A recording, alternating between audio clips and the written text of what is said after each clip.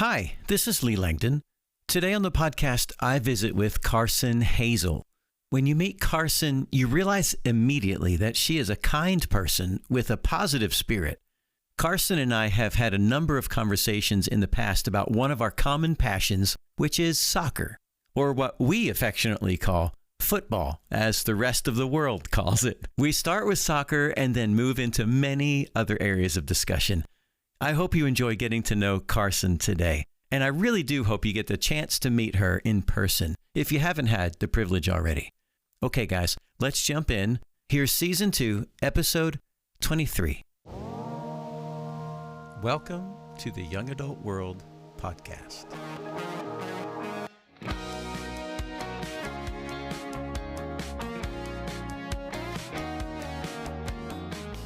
Carson Hazel, welcome to the Young Adult World Podcast. Thank you. I'm so excited to be here.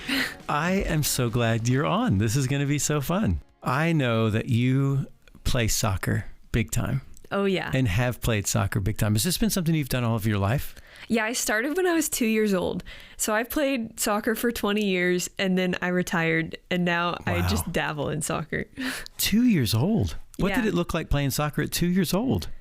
It was a lot of, I just want to be like my sister. So me just chasing her around and not being good at all. Where did you start? Where were you from? Where were you born? I'm from Tulsa, Oklahoma. Okay. So not too far from here. And tell us about your family. I have one older sister, and she still lives up in Tulsa and is a teacher up there and living with my parents and everything. And my parents live up in Tulsa. My grandparents live up in Tulsa. Wow. So I'm like the lone wolf over here living down in Edmond. Tulsa. But it's an hour and a half, so that's not bad. You get to go to Tulsa often? I should go more than I do, but it's not a bad drive. So I go up there sometimes. Sometimes my family comes down here too, and we like to meet in the middle. My grandparents have a lake house up at Grand Lake, so sometimes we'll just all go up there and hang out. So we kind of just travel all around Oklahoma. Did you go to a church growing up? Yeah, my mom is Lutheran and my dad grew up Church of Christ. So we kind of got to hit both churches. So I went to a Lutheran church and a Church of Christ church. Yeah. What was that like for you as far as kind of crossing both of those all of your life? What was that like? It was really, growing, I had no comparison. So I was like, oh, this is great. Yeah. But looking back, it's been really interesting, having both experiences because they both have very different traditions. And so kind of intermingling their traditions and the different beliefs that they put emphasis on and how that's kind of shaped my faith journey has been really interesting. And then coming to OC where it was just Church of Christ was also really, fundamental and helping me interweave both of those different traditions and just how I grew up. How did your parents navigate that difference as far as the two coming kind of from different backgrounds? Yeah, well, I remember younger, we would kind of go to both churches. Probably more of my young, super youth would be predominantly going to the Lutheran church and going with my grandparents and stuff. And then as I grew older, we kind of started going more to the Church of Christ church and then just kind of going to the Lutheran church on Christmas or Easter and some of the big holidays because all of my, grandparents and aunts and uncles would be there. And so we'd all go together as a family. What was Carson Hazel when she was a little girl? How would you describe her? A soccer crazy maniac competitive freak. Really? All you cared about was soccer. That was the main thing? Pretty much. I remember in the backyard, normal people would be playing on jungle gyms and stuff. And I would be running from fence to fence and making my parents time me and be like, okay, how fast was that one? Oh, wow. Oh, let me do it again. I can be faster. With a ball? Yeah, I'd be dribbling or just sprinting and be like, okay, watch me do this trick. And this was how old were you by doing these things? I was in elementary school. Yeah. So still little. So did you start did you do competitive early on or how did your soccer develop over the years? Well, I started off playing just rec league and stuff. And then third grade is when I started playing competitive. So I did rec league and then kind of transitioned to academy probably around first grade. And then third grade was when you could move up to the competitive. And so then that's when I moved up to competitive. And then probably around fifth grade and stuff, we started doing travel. then it just kind of kept progressing from there, where we'd travel to just like tournaments in Dallas and Kansas and like all the local states and everything. And then when I got to high school, we joined the National Premier League, and that was more travel, where we'd go to Colorado for like the national tournament, and one weekend we'd go to Houston, the next weekend we'd go to San Antonio and Austin. So it was just soccer all the time. You know, before we got on this, that I love soccer too. Oh yeah, I was hoping that you'd bring up soccer. I mean, I grew up playing soccer in New Jersey. Soccer's huge in Tulsa though, isn't it? Mm-hmm.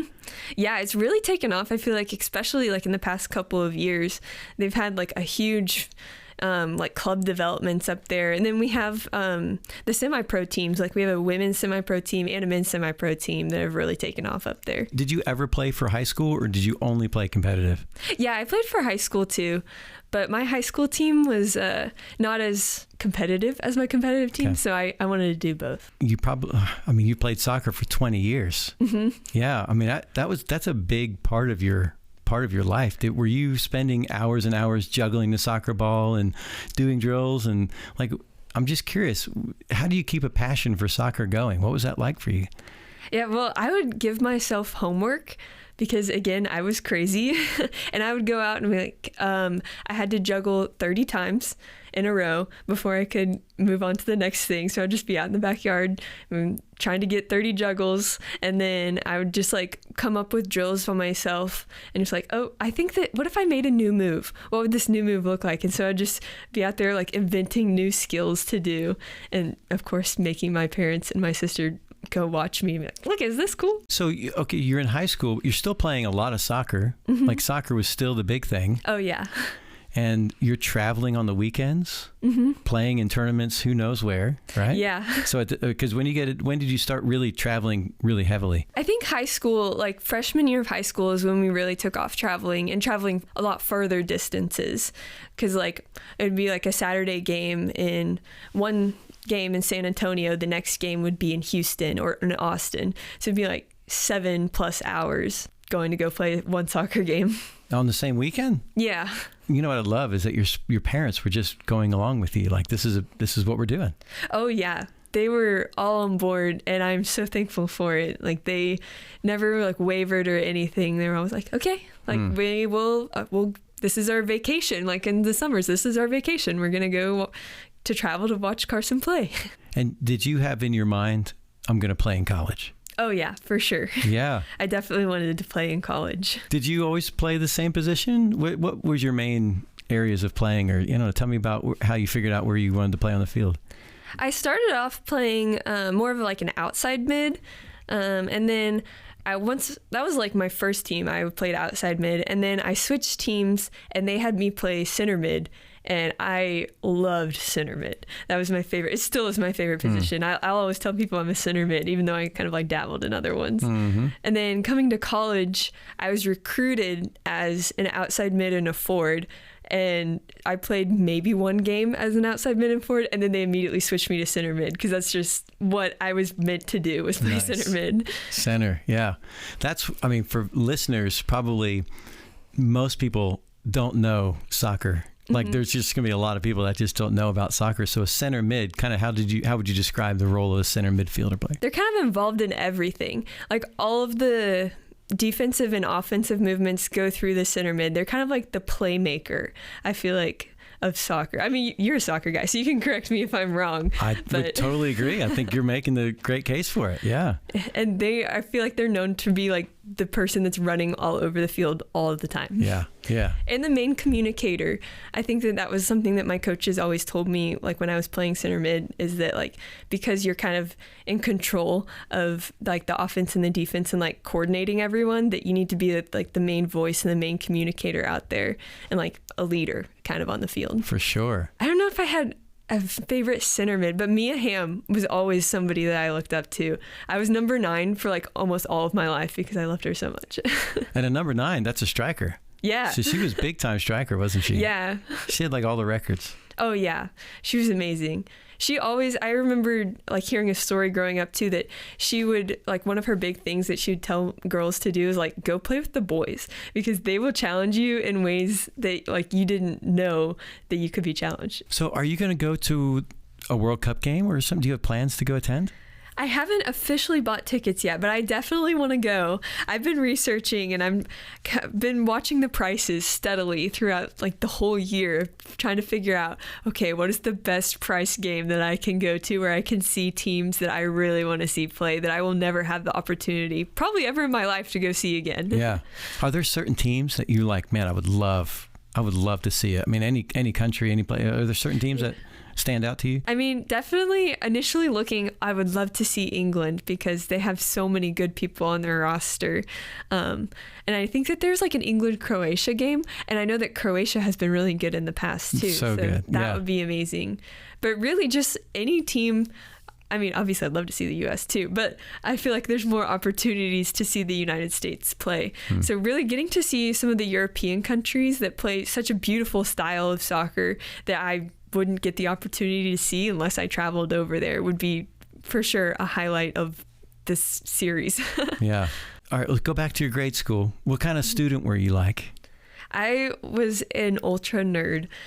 Well, again, it goes back to my competitiveness. I wanted to get A's at everything. Yeah. So I was super competitive with myself and with my classmates of just trying to be the highest achiever that I could. And obviously I loved math and science. And so that kind of like helped me with my career now, but like really took an interest in all of those stuff and like all of the hands-on and like building things as an engineer. That's kind of, I guess, what led me the engineering direction. At first, I thought I would really like the like biology, anatomy, because I mean, growing up playing sports, you get injured a lot. So I was always curious. I'm like, well, like, how does this happen? But then I remember getting projects more of like the math and like calculus based stuff. I remember specifically I had a robotic arm project in high school that I was like, whoa, this is so cool, where we had to like do the math and calculations on like how to build a robotic arm. And then we had the project and like had to build prototypes. And I just loved that. And especially like the prototype part when I was like, wow, I can see like all of the work that I put into this. What high school did you go to? I went to Tulsa Memorial. Did you have a big friend group? Was that all? It was all a positive thing for you? Yeah, I mean, I loved it. I had a lot of my friends were like guys and girls that I grew up with from like elementary school that we'd kind of like gone separate ways middle school and then like all went to high school together. So it was kind of fun getting to like be back with all of them. And it was also really fun. My sister's 2 years older than me, but 3 grades older than me. So we actually got to go to high school at the same time. And I was a little baby freshman while she was a senior. So she, of course, you know, she had to take me under her wing and I liked to be friends with all of her senior friends. That's sweet. Yeah. So you came to OC. Yeah. And OC, man, you became their center midfield player. Yeah. How was your career? Was it good? Yeah, it was great. We had a coaching change like halfway through. I had one coach, or the coach that recruited me, I had her for 2 years. And then she left and I had a new coach for my last 2 years. And I loved both of them, getting to learn from them and having them just like impart all of their wisdom about the game and about life was so amazing. And all of the teammates and like friends that I've met, we just like, I mean, you know, you're a soccer player, you just have such a special bond with everyone that you like play together. You really are like a family. And you're studying what? I was a mechanical engineer. Yeah. I mean, that's a huge degree with a lot of weight of classwork and everything. How did you balance that and keep a soccer schedule going?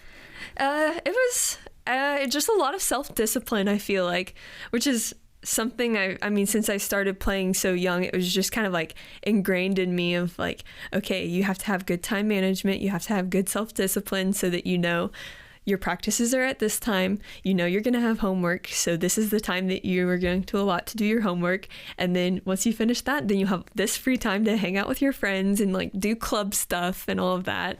So it's just a lot of like having this self-discipline to make sure that I'm on track and following everything that I need to do so that I can accomplish all the things that I want to do. My last game though, I did have a back problem. I had fallen really hard in like the game right before my last game and had like bruised my back and kind of like they kind of said that I needed to like go to a chiropractor, but I was like, God, I have one more game, I'm gonna play.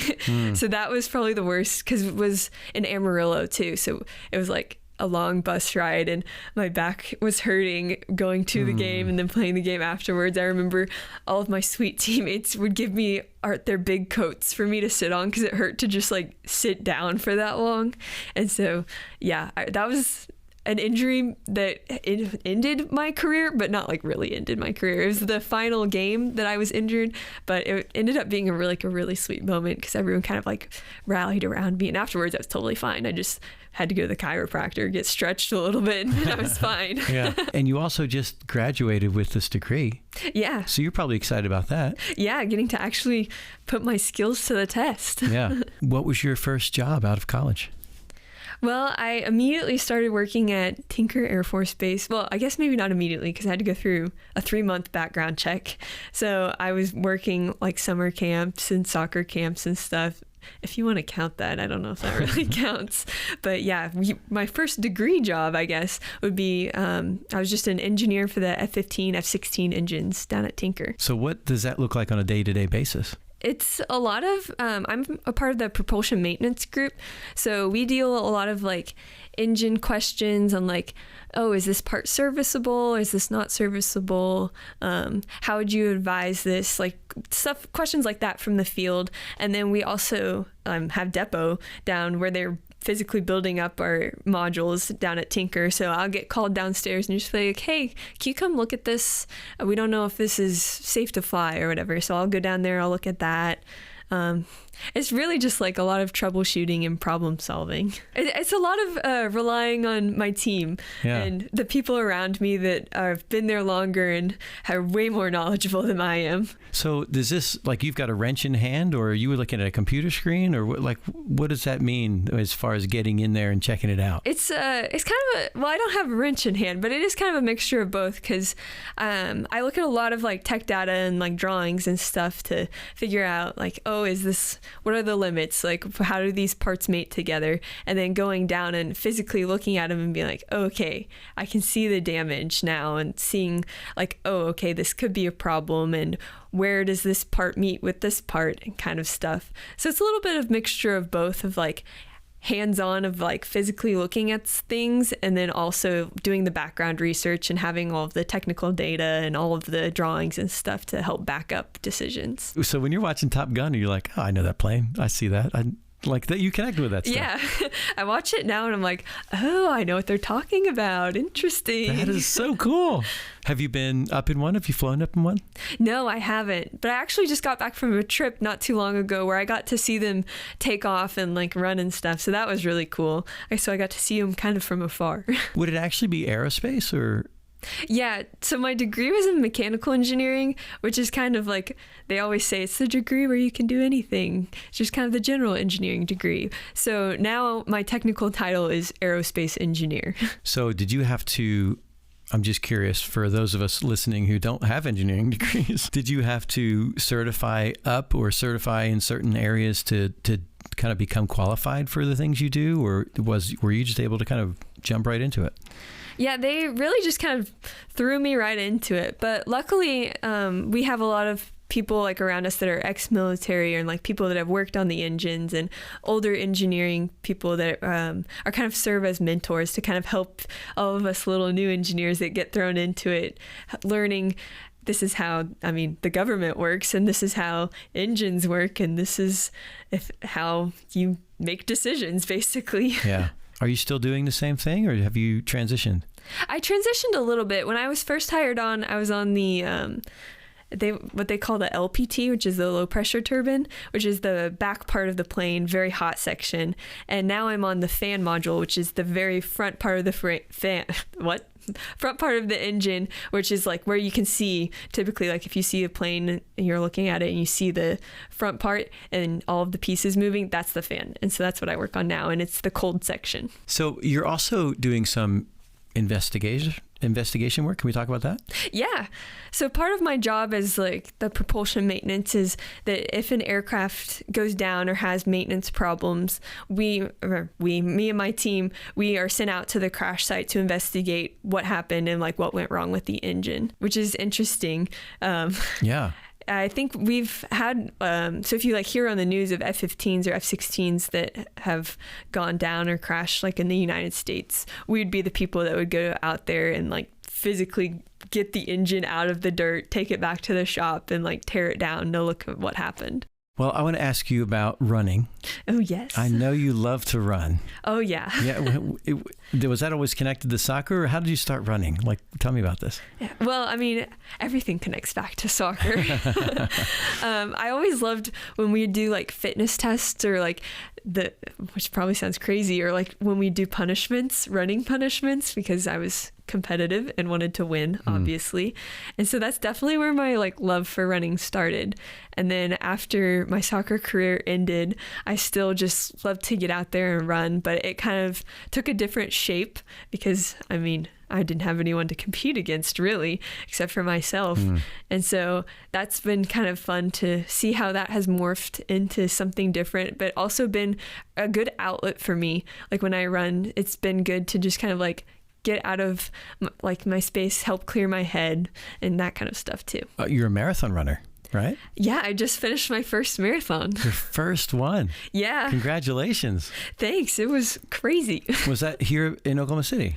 Yeah, it was the Oklahoma City bombing one, the Memorial Marathon. And how did you do? How did you feel like, did you get the mark that you wanted, you were hoping for? I really didn't know what to expect because I'd never run that far before in my life. And so I ended up doing about what I was thinking I was going to do. So that was exciting. But now I have that, like, of course, that competitive itch to go out and be like, oh, I can do it faster though. Like if I tweaked these little things, I think I could do it better. So you're going to do it again? Oh yeah, I definitely am going to do it again. Also, I saw that Will Ferrell had run like in New York City a marathon and he had beaten my time. Oh. And that's just so embarrassing that I can't lose to Will Ferrell. So I have to do it again and at least try and beat his time. I'm curious, you've been out of college for, is it 3 years now? Yeah. Yeah. How has, other than being on your own and having your first job, like, I don't know, how has that changed your life? Like you're living on your own?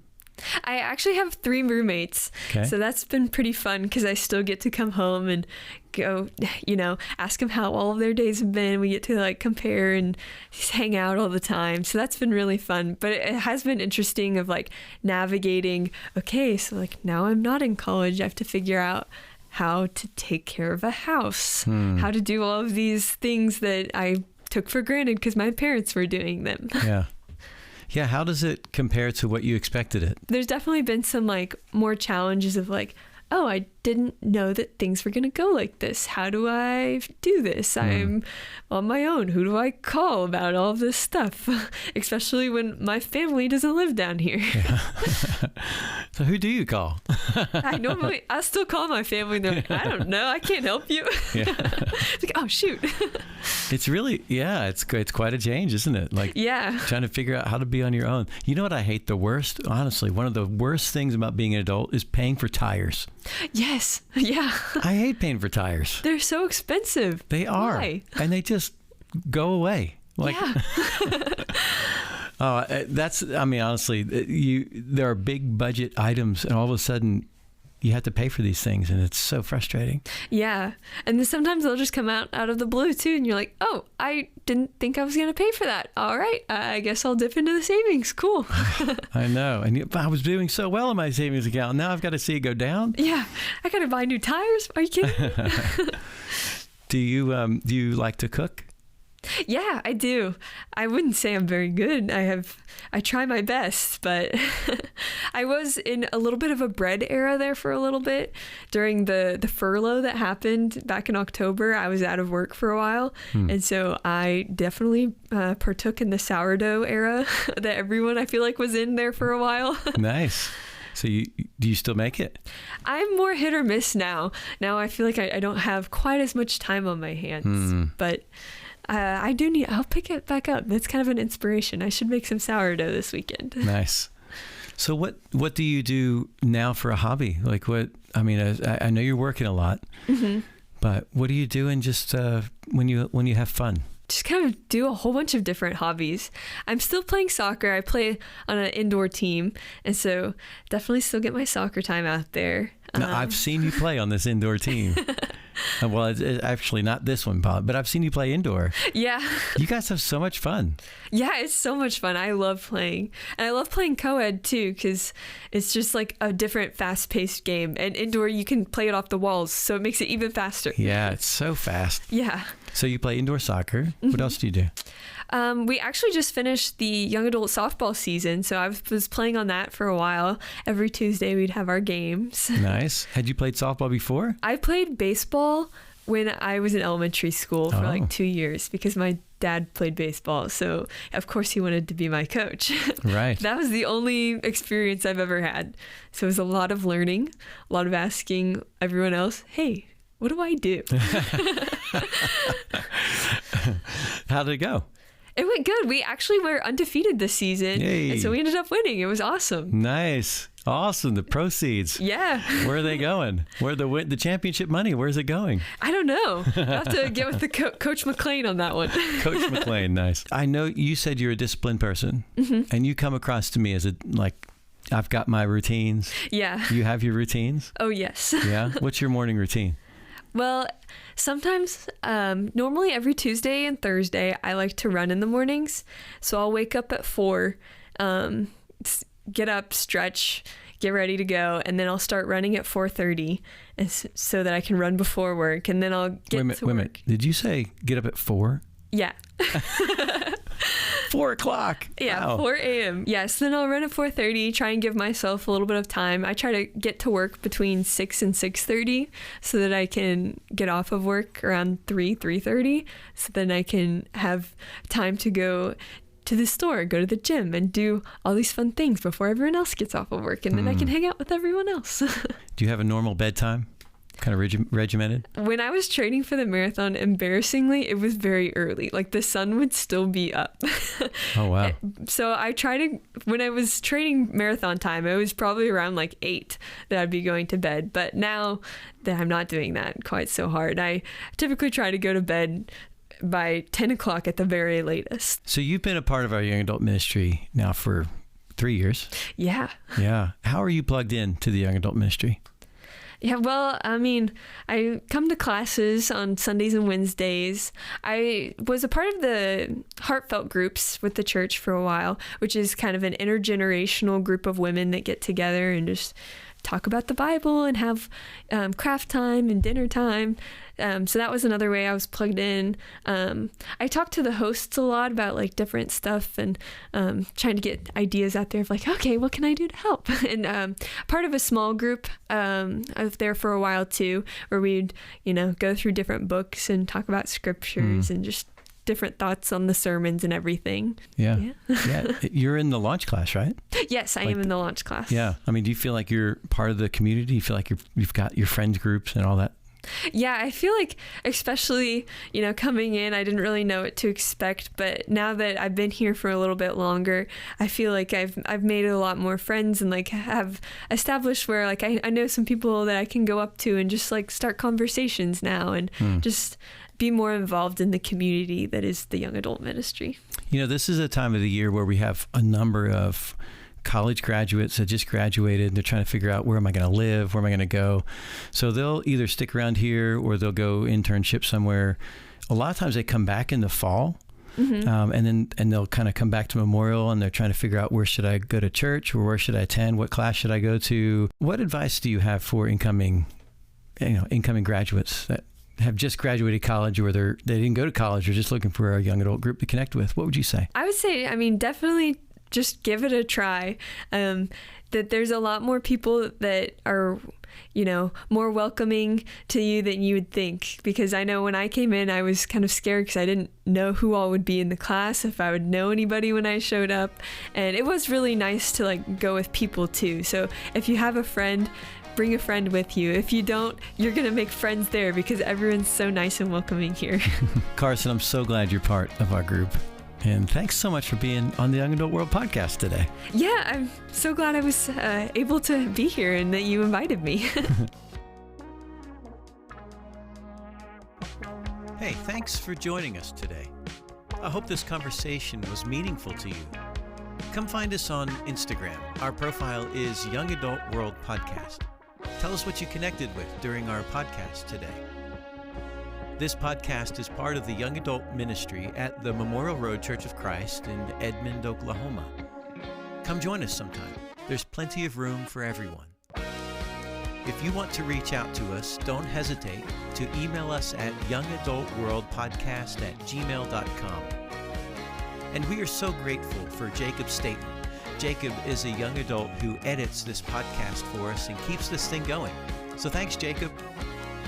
Okay, guys, see you next time for another Young Adult World conversation.